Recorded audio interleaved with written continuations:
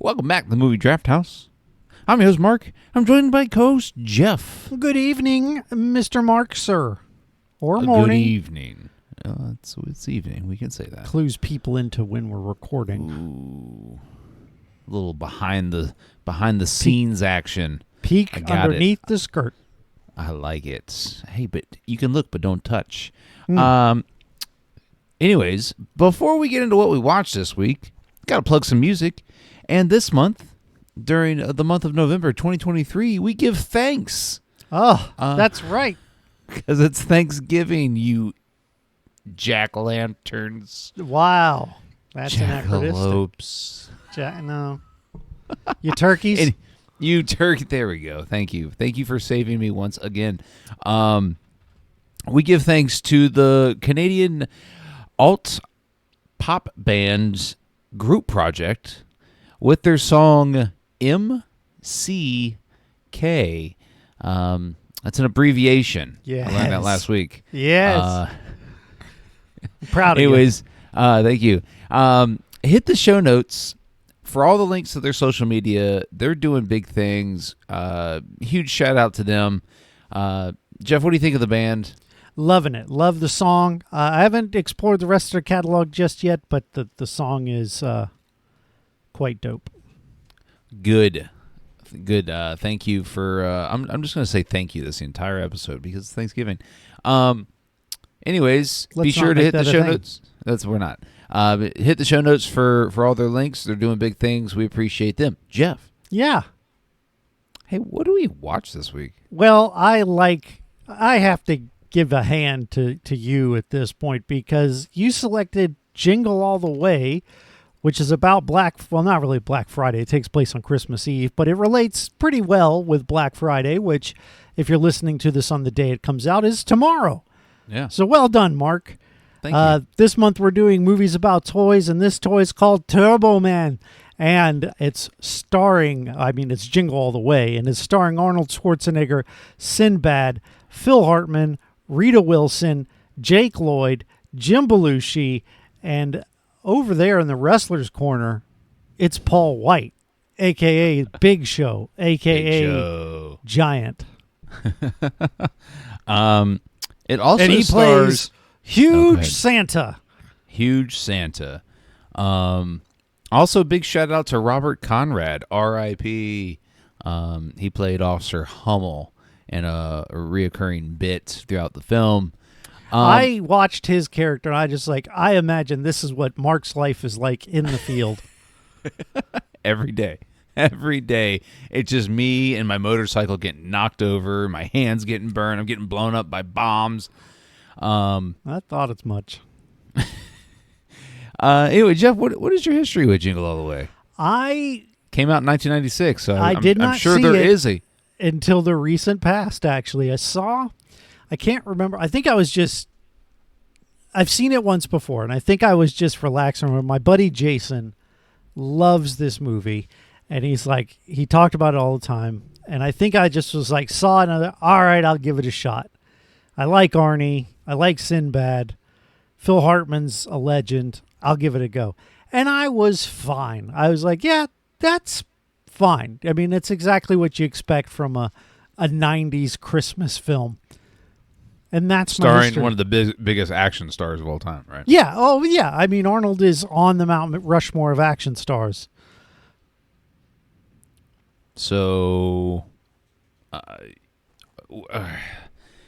it doesn't sound like you particularly enjoyed this one. The first time. I haven't talked about my second go-around. Okay. All right. Well, my history with this is that it's a holiday staple in my house. We watch it every year. This year we're gonna double up because you already watched it once. But it's just one of those, just kind of just whimsical, and I mean it's not really whimsical, but it's dopey. It's what you would expect from a 90s action-esque holiday film, right? I mean, you check all the boxes for a holiday film here. You got World's Worst Dad, check. Times 2, check. You got a mad rush to get a present on Christmas Eve. Check. You've got all the things going on in the house, the cookies baking, presents around the tree. You got the decorations on the house. You got a real fucking reindeer in this film. So we got all those checked, those boxes checked, and then kind of like the star on the tree. You've got our Arnold Schwarzenegger doing his Arnold Schwarzeneggering all over this film, and like having what I would assume was a pretty fun time filming this movie. So you love it. It is a staple in my house. I think it is a classic holiday film. And being that you have watched it every year, I imagine your opinion has not changed as of this most recent viewing. I mean, no. I mean, I can talk about it with a critical lens, but no, I just following up. No, my stance on this movie hasn't changed. It is there's a lot of problems with the actual movie, but like what? I want you to get into those. Let's start with the problem. I mean, the main problem is Schwarzenegger's character, right? He's easy to root for because he's Arnold Schwarzenegger, but he does all the things he does throughout this film, and him and Sinbad are like equally as terrible. Yeah, they're bad guys. Yeah, yeah, they're. poor fathers and bad guys. All the men in this movie are terrible people. Yeah. There's not a good one in the bunch that I could find. Yeah. The police officer is a bit gutsy. I wouldn't call him a bad person. Well, he's kind of an asshole, you know? Yeah. I just like watching it, this time, trying to take the Christmassy out of it, because every year I watch it and I'm just in the Christmas spirit, so I'm watching this movie for that reason. But here, I can be objective about it. I can say, hey, this isn't really a great film. There's a lot of problems with the characters in this movie. Sinbad is pretty. Should be in jail. Yeah, in this movie, like big time jail. He's a full on villain in this movie. Well, he did the bomb scare thing the first time, and that's bad enough. And he choked out the lady in front of the toy store. He grabbed the old lady by the neck, and he's like choking around. And everybody's just standing there watching him, and the lady's like, ah, and he's like, oh. I got caught up with my storytelling or whatever. It's like, what? And everybody's just like, oh, this is the mailman. Just the mailman. It's just the characters. I enjoy Phil Hartman's performance. He's very charismatic. Yeah, I love the whole running gag about how much maybe they're divorcees or what, but all the tail he gets. Yeah. Oh yeah. No. And he's a very plain looking man, right? But he's so funny. It's like it makes it better, right? Like if it were Fabio, it wouldn't be that funny. But because it's Phil Hartman, and he's really kind of basically a Ned Flanders type character, at least in what he portrays, it's so great. And when he's in the house eating. Don't put the cookie down. Don't eat my wife's cookie. I love Phil Hartman. He's like, oh, let me talk to my wife. Put my wife on the phone, and he's like, oh, she's taking a shower. Do you want me to go get her? No, 9. Yeah, I think anytime Phil Hartman was on screen in this movie, I was being entertained thoroughly. I think he smashes this role. I love even the introduction where everybody's like, I brought you this casserole to thank you for right in the middle of this performance. Yeah, like and Rita Wilson's here. She knows what's happening, when she sees that, and I like his whole thing of mooching in on her. The whole character and arc is just awesome. And the way that Schwarzenegger's character is written, and he's an absentee dad because he's a successful furniture salesman. You're my number one customer. And it's just like he's an absentee dad. Which is the 90s. It is the 90s. Any you're 90s right. movie, Hook, Yep. Elf, all of that Yeah. shit is about the absentee father who doesn't spend time with their kids. But like the whole premise of this film is because he's an absentee dad, and Jake Lloyd, who's equally as terrible in this film as he is in every other Let's film. not shit on the kid. His poor kid. He's had enough. He does a kid actor job. Like sure. Most kid acting does. Not in this film. Can be He's better. Fucking what's his name? Haley Joel Osment. Right. But like, so the whole premise of the film is Schwarzenegger misses the kid's karate performance and where he gets his whatever belt, and he doesn't even show up on time. Like the janitor's like sweeping up. It's not like he got there at the last to me. minute. There'd be a point where I'm driving where I'd be like, right. "Like, they're I'm not even gonna make it. I'm not even gonna go there. I'm just gonna go home." And they'll be there. But instead, he goes out drinking or something. I don't know. He gets home late. Right.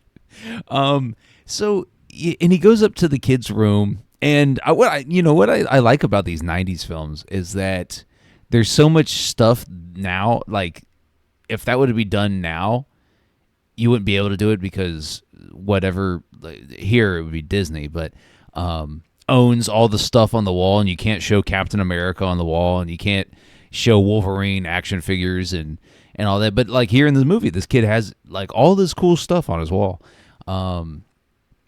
But Schwarzenegger sits down with him, and he's like, "Oh, I'm so sorry, and I'll make it up to you. How can I make it up to you?" And the kid's like, "Oh, I want a Turbo Man doll." And he's like, "Oh, you're gonna get that Turbo Man." And they have this reconciliation moment, and then he tucks the kid in, and then he goes into his like bedroom, and he's like, "Honey, we were bonding over this toy," and it's like, bro, what? Your kid hates you because you don't do anything. And you're trying to buy his love back. And then his wife's like, "Tell me you got the toy." He's like, he lies to, "Oh, yeah, I got it." Yeah. And then he lies to her. What an idiot. I just like, and like, there's no time. Like, so we don't really know the timeline other than when he's searching for the toy on Christmas Eve.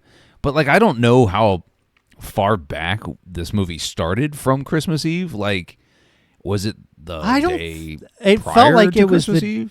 It felt like it was Christmas Eve. Right. And then, but it made it seem like. But right, exactly, because apparently she had told him to get Turbo Man even before they had this conversation. Right. And he just didn't pay attention. Right. That's the only way it works, because otherwise it's this incredible time jump. But it doesn't make sense. Yeah, it's the only way it works is if she had already told him, "Hey, get Turbo Man." And he's like, "Yeah, whatever." And he's like, "What, you don't think I don't listen?" And he doesn't. Well, and so it's up to that point where we kind of have to get this exposition out of the way.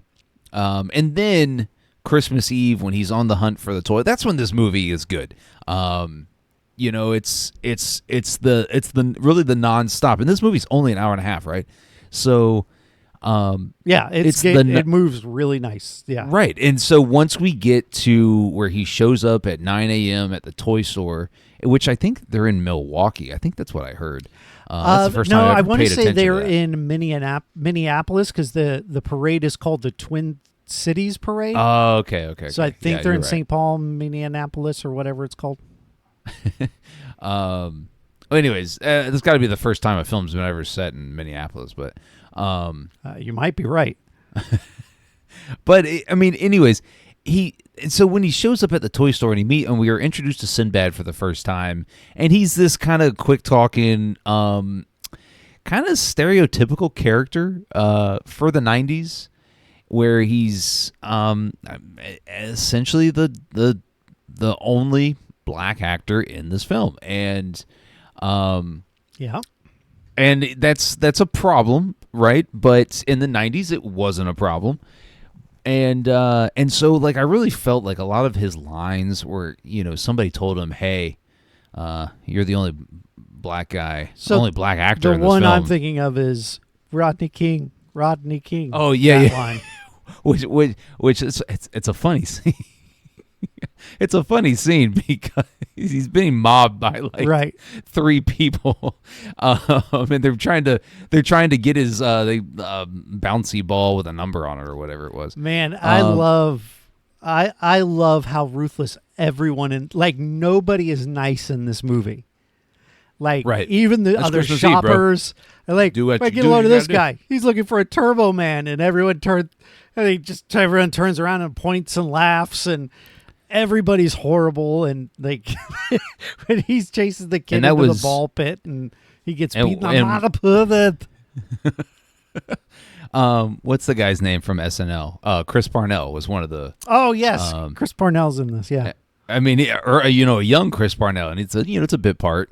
But it's it's so Sinbad and Schwarzenegger, they go on this race to find this toy, and it is just kind of one stop after the next, and there's little bit parts in between where Schwarzenegger gets held up by the grumpy cop, and because he knocks his bike over or whatever he does, and but then it moves. Like he gets stopped for a ticket, and you're like, oh man, you got Sinbad's got him. And then the very next scene is like Schwarzenegger like hauling ass in his car.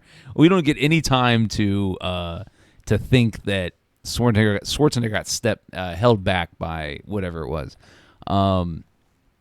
But let me ask you this: out of all of the chaotic scenes in this film, and my wife, we were watching this movie together today, and Yeah. she's like, I never realized how stressful this film is, and I was like, what are you talking about? And she's like, it's very anxiety inducing, Yeah, it is. and I was like, is that because of all the chaos on screen, or is that because of the time of the year? And she goes, I think it's everything. Is because it is once you get to that toy store at 9 a.m. on Christmas Eve, the film is just balls to the wall, nonstop. And so I got what she was saying. I never thought about it like that. I was like, damn, I could see where somebody, if they're like a, what do you call it? Not an introvert. Giraffe. Okay. If you're an introvert and like you have social anxiety and you don't, which my wife isn't, but I could see where she would make that correlation. And I could see like this film being like, oh my God, let me go take a pill, man. And I never thought about it like that until she said that. And I was like, that's interesting. Yeah.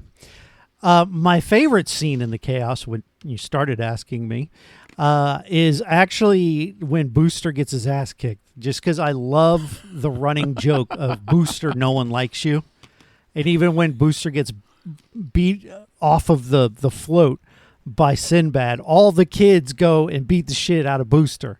No one fucking likes you, Booster. I love that running gag. Also, Booster wears a golden Speedo. It's a giant pink wolf and a golden Speedo. Hilarious. We haven't even mentioned that before we get to the final act of the film. Schwarzenegger's he's run the gamut of trying to get whatever, the Turbo Man doll, and he goes and one of the best scenes in the film.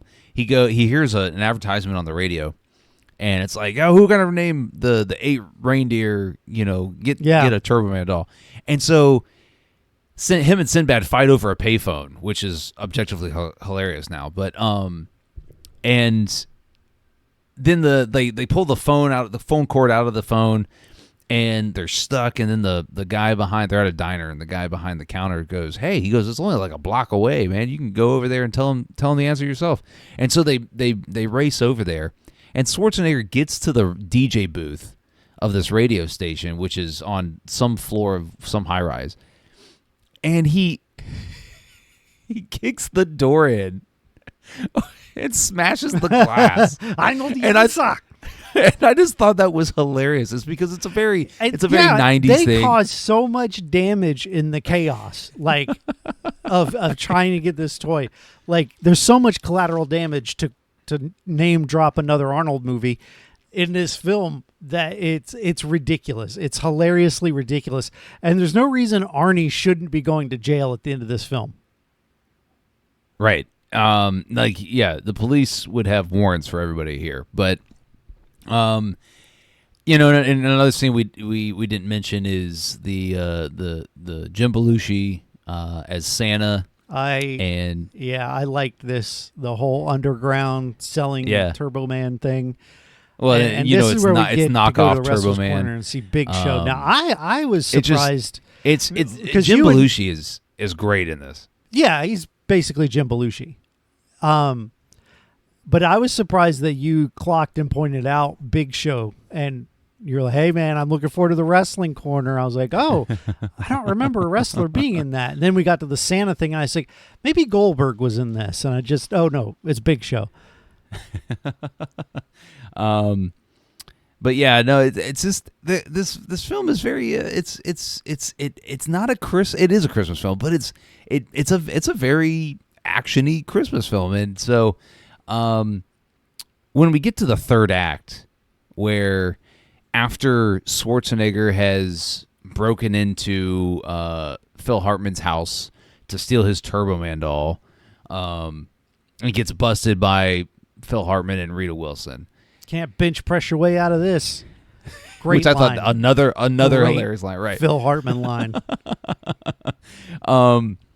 And just his wife being like super understanding too, like the most understanding wife in the world. She gets pushed to the limit. Like at the point where she does break and gets pissed at him is completely reasonable, right? Like, right. But the rest of the time she is quite patient.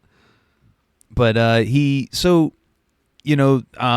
wife and son are going to the annual holiday parade downtown because Turbo Man's going to be the main attraction. Turbo Man.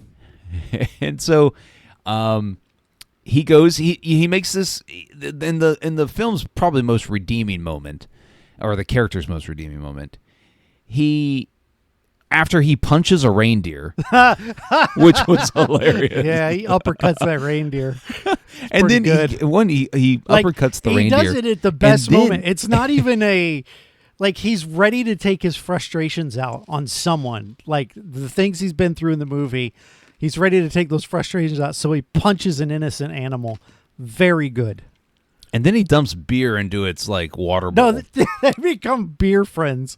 Yeah, good stuff. And so he makes this decision in the film's kind of defining moment that, you know what, he's just going to go be with his family at the parade. Pursuit of the doll be damned.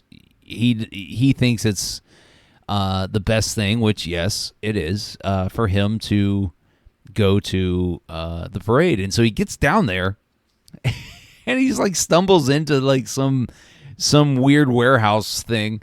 And everybody's like, "Oh, are you the replacement?" And he's like, "Yeah."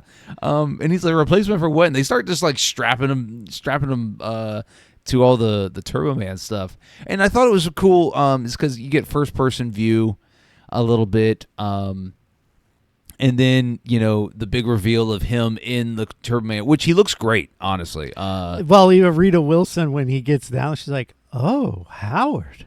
Yeah, right. Yeah. But Arnold Schwarzenegger as a superhero looks fantastic, especially with the '90s practical. That props. suit kicks ass, man. It still works. Yeah, yeah, and so the whole scene, Sinbad's suit was awesome, and dude with the water brain. Yeah, so Richard Mole plays the actual character on the TV show Dementor, which I didn't recognize, so I looked on IMDb. You know who Richard Mole is from Night Court? He was the bailiff in Night Court, the bald guy. That's how old you are. That's true. You probably never watched Night Court. I did not. But anyways, so Turbo Man has to pick out a kid from the crowd to get the actual Turbo Man doll, and so he's like, "Oh, this is my chance. Pick my kid Jamie," and Jamie comes up on stage, and then Sinbad comes, and they have their final Their final battle, which was a lot of high wire, action sequence stuff, which I enjoyed. How do you feel about Sinbad chasing a child across a rooftop? How good is that? He's endangering a child's life. Incredible. He is full on villain in this movie. His character, even though we get a little bit of backstory when he's talking to Arnold outside the toy store about how he's just trying to be a good dad, he is full on villain. And it's awesome. Sinbad is great in this. I really enjoyed his performance. But I mean, there's some green screen type stuff here that's obviously dated. Yeah, it doesn't bother me. It's no, the 90s. It's the sort of thing I'm yeah. like, that's great. I love that. Right. But for the most part, a lot of this film works for me. As objectively as a film, right? Not just as a Christmas movie that you just throw on and you're just like, oh man, this is great. It's Christmas time. I'm looking at the tree and wrapping presents, blah, blah, blah. As a action film and as a film, it's got its stuff together when it comes to being entertaining. Yeah, I very much enjoyed this second watch, where it went from being that's fine to I kind of like this. There are moments in the movie that have me that I really like. My favorite of which is when the second pretending it's a bomb. So Sinbad being a mailman, he grabs a package like, this is a bomb, and he does it the first time, and of course it's not a bomb, but the second time it turns out to actually be a bomb, and Sinbad goes, whoa, was that really a bomb? This is a sick world we live in. I love that line. This is really fun. I can't even fault it because of really anything. Like, its shortcomings are the same shortcomings in a lot of these sort of family Christmas films, and it just has the same ones, but there's a lot of laughs. It's goofy, it's fun, it's light.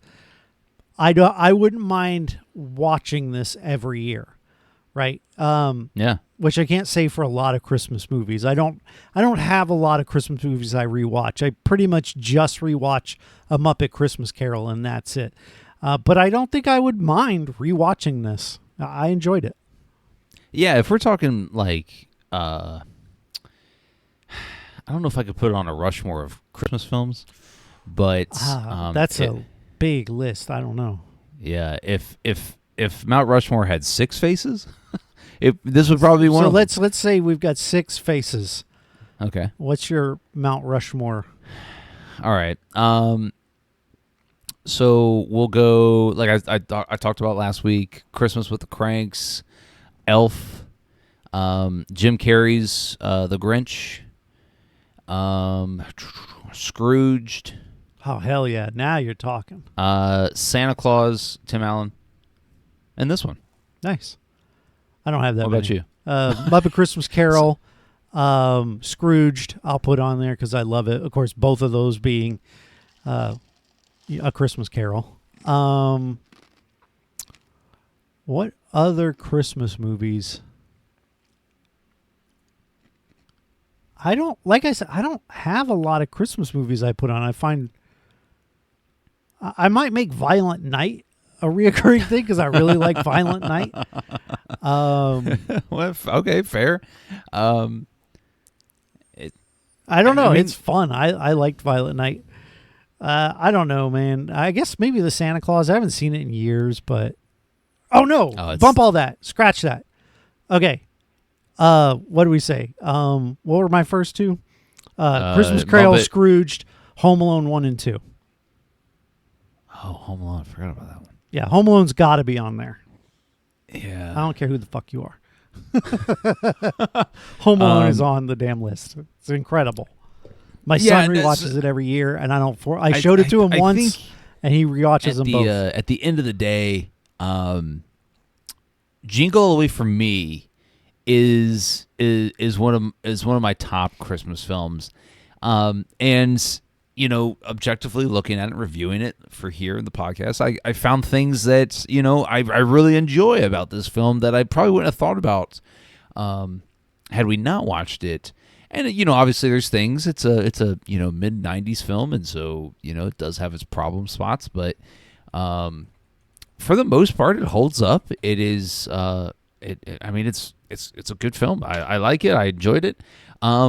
Jeff, would you recommend this one? Yeah, absolutely. I think it does have a lot of shortcuts, and it might be, and I can't say this for certain, but I do think it might be the worst movie I do recommend, and I think it helps it that it is a Christmas film.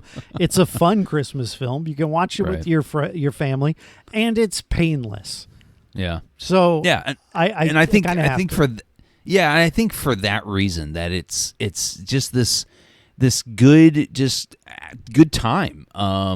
It being a Christmas film, absolutely, like you said, does help it because it allowed Schwarzenegger to step out of his box a little bit and do something different than he had done before.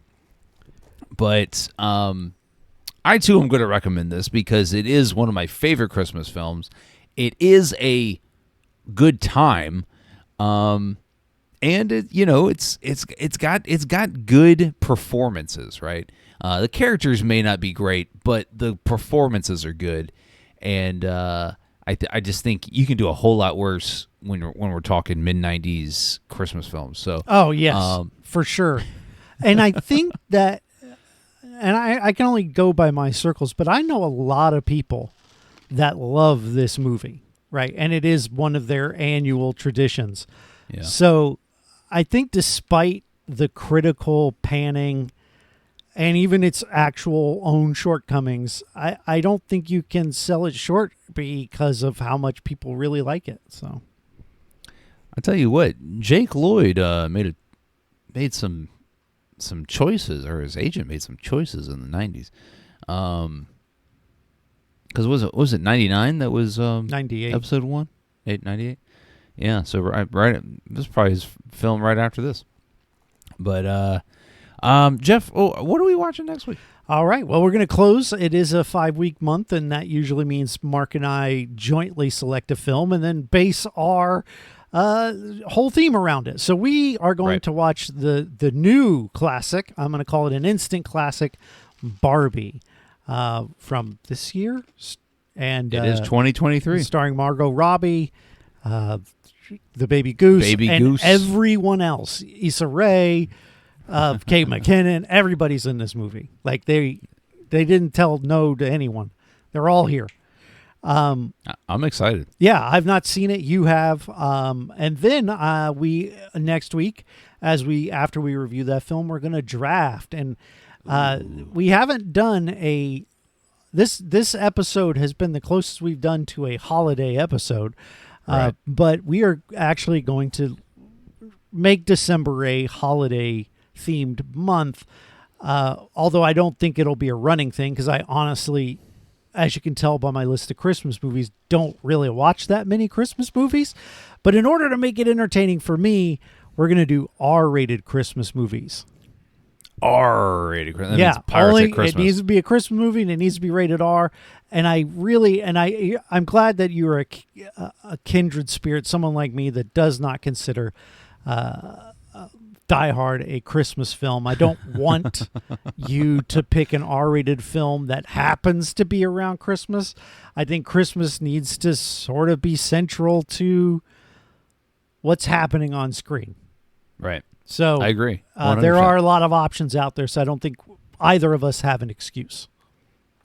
And Jeff will he'll bring his iPad tablet thing with him next week. I'm bringing a laptop, or I'm forgetting one of the two. So we can actually know what we're drafting. I'll try to bring both the tablet and the laptop, so you can have a screen. Oh, that would be nice, yeah. But no promises. I got rid of my my iPad a long time ago.